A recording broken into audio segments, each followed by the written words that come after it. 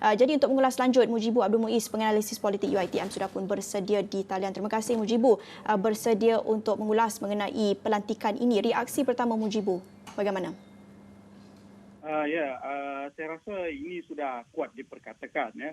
Apatah lagi sejak Isnin lalu kita telah memerhatikan UMNO telah melakukan beberapa siri mesyuarat yang dikatakan bergerak di atas jalur ini bahawa adakah UMNO akan keluar daripada Perikatan Nasional, tetapi apa yang berlaku juga dikatakan ada perundingan di antara Datuk Seri Ismail Sabri dan juga Datuk Zahid Hamidi yang barangkali menjurus kepada pelantikan beliau sebagai Timbalan Perdana Menteri. Tetapi bagi saya ini adalah satu tindakan yang barangkali mampu untuk menstabilkan Perikatan Nasional buat seketika, kerana kita melihat komposisi kerusi UMNO itu sangat signifikan dalam Perikatan Nasional dan melantik seseorang sebagai Timbalan Perdana Menteri daripada UMNO dan juga menaikkan status Datuk Seri Hishamuddin kepada Menteri Kanan, sekaligus memberikan 2 jawatan Menteri Kanan kepada UMNO ini di dalam Kerajaan Perikatan Nasional, mungkin mampu meredakan sedikit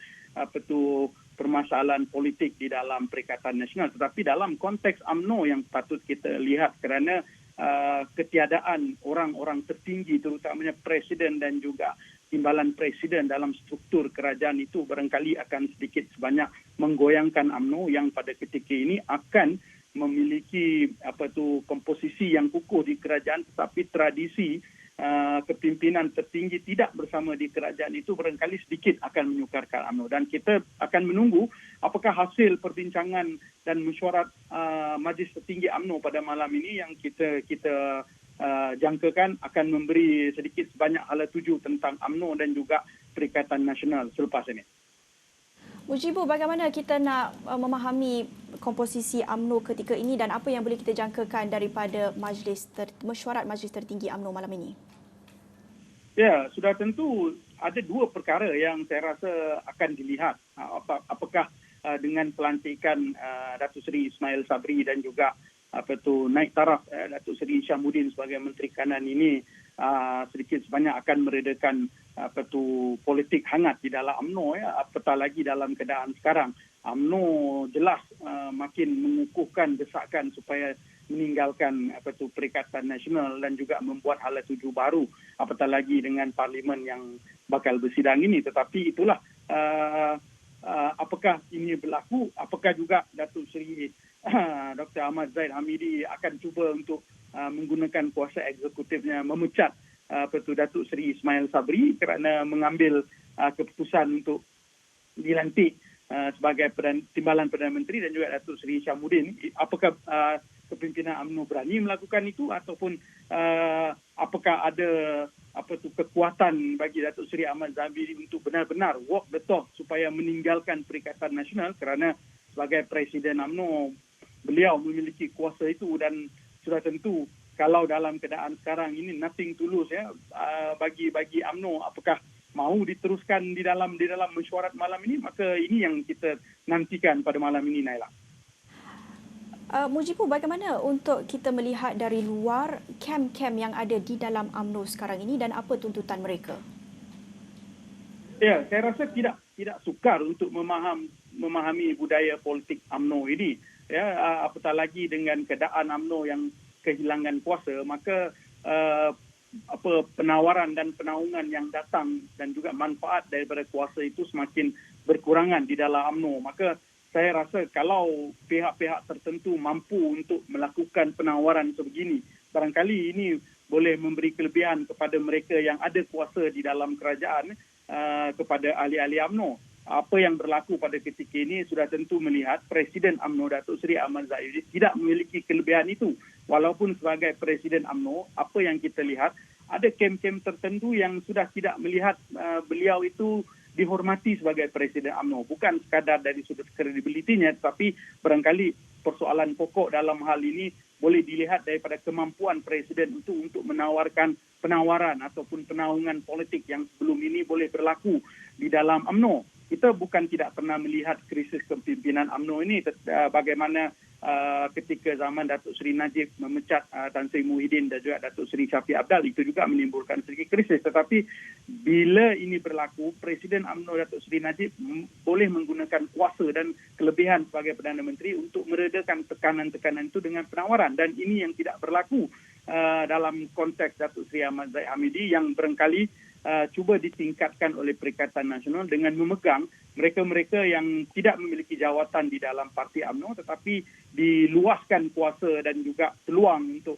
memberikan keistimewaan kuasa yang diberi itu kepada penyokong-penyokong agar UMNO boleh kekal di dalam Perikatan Nasional. Barangkali inilah bacaan yang cuba digambarkan kepada kem-kem yang berbeza pada UMNO. Memilih Zahid, inilah yang kamu akan dapat, dan memilih Datuk Seri Ismail Sabri dan bersama dengan Perikatan Nasional, maka ini juga yang kamu dapat. Jadi pilihan itu berkali terpulang kepada ahli UMNO. Cuma kita juga harus ingat, dalam UMNO ini juga ada juga kelompok-kelompok yang nothing tulus lah kan, yang seperti Tengku Razali dan sebagainya. Mereka ini juga masih lagi dihormati dalam UMNO. Cuma mungkin kita kata dalam keadaan UMNO sekarang ini, saya tidak nampak suara ketiga ini barangkali boleh mempengaruhi segitu kuat. Cumanya kita juga harus ingat bahawa mereka memiliki jumlah kerusi yang barangkali kalau memilih untuk menyokong mana-mana kem tertentu boleh mengubah pemberat kepada kerajaan dan akan menyukarkan Kerajaan Perikatan Nasional mengekalkan kekuasaan mereka kalau Parlimen dibenarkan bersidang dan ada usul undi tidak percaya dilakukan kepada Kerajaan Perikatan Nasional.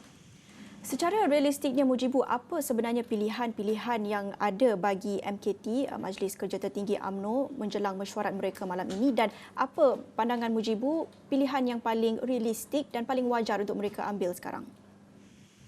Ya, memang kita tidak ada jawapan yang konkret untuk mewakili orang UMNO tentang persoalan yang Naila berikan. Tetapi saya rasa pertimbangan-pertimbangan ini orang UMNO lah yang tentukan, ya, sama ada benar-benar mahu menjaga maruah UMNO dengan tidak bersekongkol dengan politik PN yang ketika ini mungkin dilihat melemahkan UMNO, ataupun mahu bersama Perikatan Nasional dan terus untuk meneruskan mandat sehingga pilihan raya berakhir seperti mana yang juga UMNO janjikan, dan sama-sama bekerja untuk kembali meletakkan kerajaan di dalam landasan yang sebenar dan juga mengurangkan politicking bagi membolehkan kerajaan ketika ini fokus untuk membetulkan keadaan negara, apatah lagi setelah dua orang daripada UMNO, Datuk Seri Ismail Sabri dan juga Datuk Seri Syamuddin diangkat sebagai pemimpin kanan untuk mengetuai dan mengepalai kerajaan yang ada bagi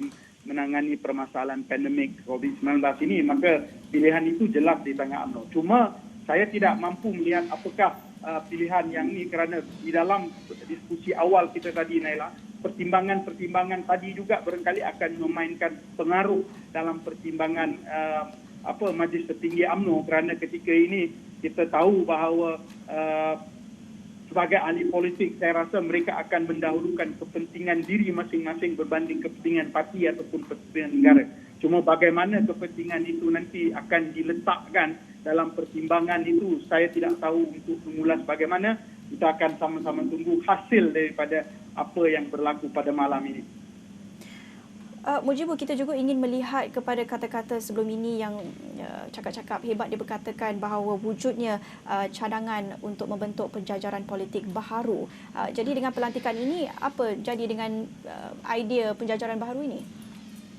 Ya, saya rasa barangkali idea ini memang ada diletakkan. Kalau istilah pepatah, kalau tidak ada angin masakan pokok bergoyang, ya. Cuma kemahuan untuk melakukan itu barangkali sedikit dihalang disebabkan adanya diisi, ya, kerana saya yakin dan percaya ahli-ahli UMNO tiada masalah untuk bergabung, tetapi untuk meletakkan kepentingan politik mereka dengan bergabung dengan DAP barangkali akan memberikan negatif impak kepada mileage UMNO itu sendiri. Jadi inilah batu penghalang, kerana saya rasa dalam politik tiada masalah untuk bergabung. Yang penting tu dalam politik adalah kepentingan, bukannya tidak ada pertimbangan lain. Tapi barangkali lah pertimbangan untuk bekerjasama dengan DAP dalam keadaan UMNO yang berterusan memperjuangkan politik Melayu itu barangkali amat sukar untuk diterima oleh UMNO, terutamanya melihat reaksi akar umbi yang masih lagi tidak mahu dan tidak mesra dengan DAP dan melihat DAP sebagai satu sekutu politik di masa hadapan. Jadi inilah barangkali yang menyukarkan, kerana saya yakin dan percaya memang jajaran ini telah berlaku. Kita sudah didedahkan dengan panggilan telefon, kita sudah dengar tentang statutory declaration, maka saya rasa movement itu sudah ada. Cuma barangkali lah pertimbangan bahawa bekerjasama dengan DAP akan memberikan bad reputation, bad impact kepada UMNO itu yang barangkali tidak menjadikan itu sebagai pilihan utama, disebabkan ada lagi pilihan-pilihan yang tertentu yang barangkali boleh dilakukan, dan juga setengah pemimpin UMNO itu masih lagi mengambil sikap tunggu dan lihat tentang perkembangan terkini kerana mengetahui bahawa kerapuhan kerajaan Perikatan Nasional ini, maka tidak bijak untuk cepat membuat konklusi dan melompat kepada kem-kem tertentu untuk memberi statement bahawa inilah pakatan ataupun inilah gabungan yang mereka pemilih. Kerana UMNO jelas masih memiliki pilihan yang pelbagai. UMNO juga masih memiliki kelebihan dan juga kelebihan-kelebihan tertentu dan juga kekuatan dari sudut kerusi dan sebagainya. Jadi persoalan penjajaran itu jelas bola tanggung itu jelas berada pada UMNO. Jadi mereka boleh menentukannya. Tidak perlu terburu-buru untuk menentukan semata-mata kerana mahu berkuasa, kerana perjalanan masih panjang. Keadaan kerajaan sekarang juga masih rapuh. Maka pilihan itu perlu dibuat dengan teliti dan juga hati-hati. Mujibu, kita tahu Ismail Sabri bukan satu-satunya nama yang pernah dikatakan dicalonkan untuk menjawat sebagai timbalan Perdana Menteri. Sebelum ini sudah pun dikemukakan beberapa nama lain juga. Jadi bagaimana untuk kita lihat pelantikan ini diterima oleh parti-parti lain dalam Kerajaan Perikatan Nasional? Ya, saya rasa barangkali pilihan Datuk Seri Ismail Sabri ini tepat, ya, kerana beliau sudah menjawat Menteri Kanan, sudah terlibat dengan politik sudah lama, dan barangkali less controversial figure, ya, berada di dalam barisan UMNO. Jadi barangkali atas pertimbangan itulah beliau diangkat menjadi timbalan Perdana Menteri.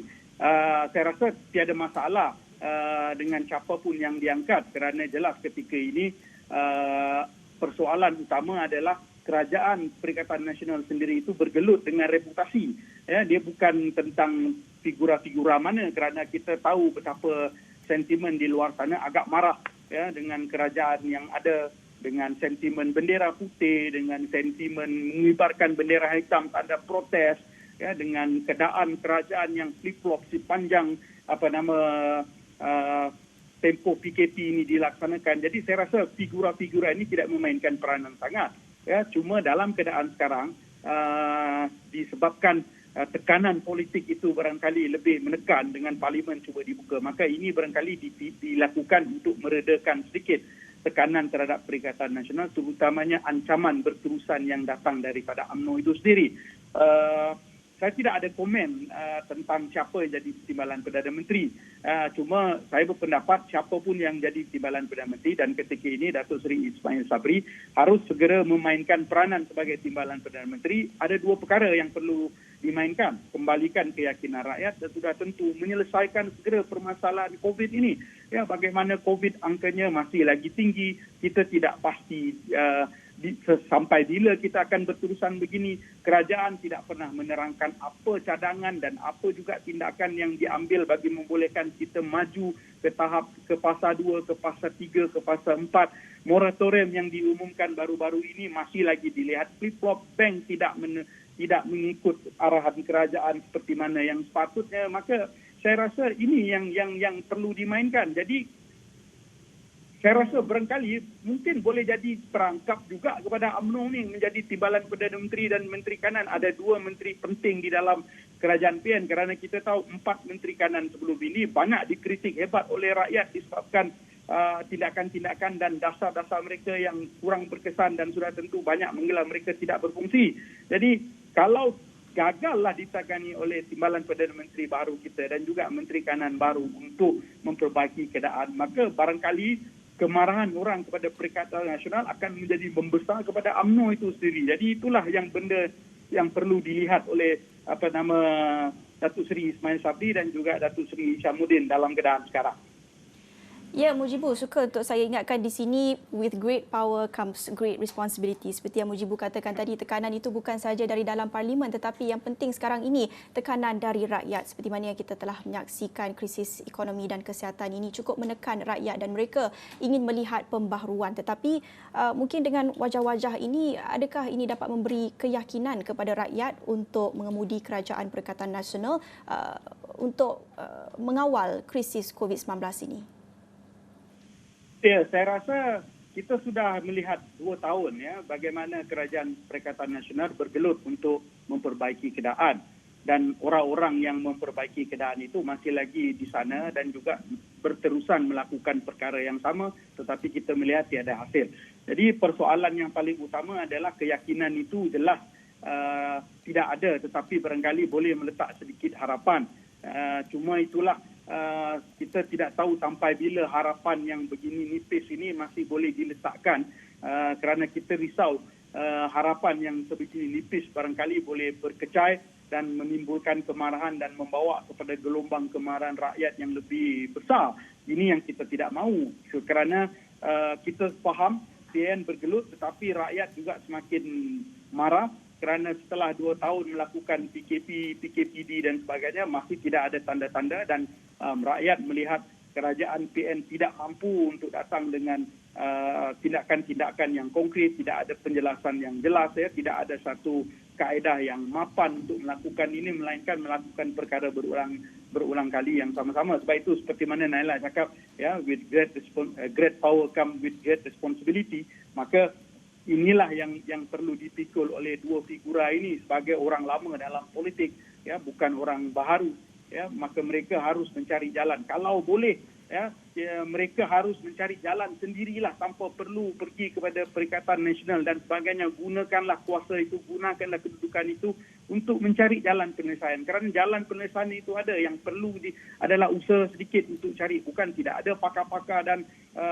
expert untuk memberikan input dan sebagainya. Kita ada berbagai cara, tidak boleh dapat di dalam negara, boleh pinjam di luar negara, kerana siapa pun yang duduk di jawatan itu, persoalannya sekarang ini bukan orang itu, tapi mampukah jawatan itu wujud untuk menyelesaikan permasalahan yang ada, kerana kita sudah begitu terseksa dengan keadaan apa yang ada ini. Jadi itulah yang boleh diperkatakan, Naila. Sebagai rakyat, saya berkali mewakili jutaan rakyat beritahu kepada dua figura yang bakal menjadi pengemudi baru di dalam kerajaan Perikatan Nasional ini sebagai timbalan Perdana Menteri dan Menteri Kanan, Datuk Seri berdua, tolonglah bantulah rakyat. Ketika ini memang kami memerlukan semua bantuan untuk menyenangkan hidup kami yang begini susah setelah 2 tahun terimpit disebabkan COVID-19. Ya, dalam kita menyaksikan rebutan kuasa, penting untuk kita ingatkan kepada pemimpin, tanggungjawab itu amat besar lagi-lagi di tengah krisis ini. Terima kasih. Itu tadi Mujibu Abdul Muiz, penganalisis politik UiTM, mengulas mengenai pelantikan Datuk Seri Ismail Sabri Yaakob sebagai Timbalan Perdana Menteri dalam kenyataan pejabat Perdana Menteri yang baru saja dikeluarkan tadi.